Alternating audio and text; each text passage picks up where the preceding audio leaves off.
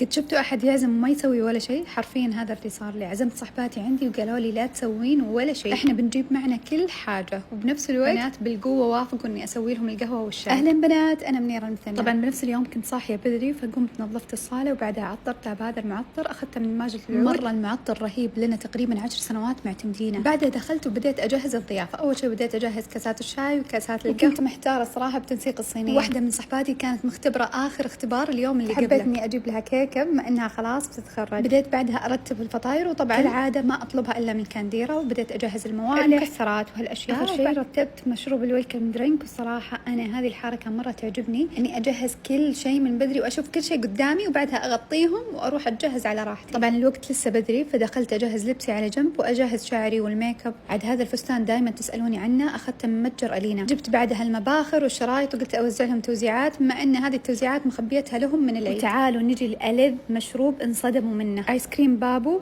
وكنزة.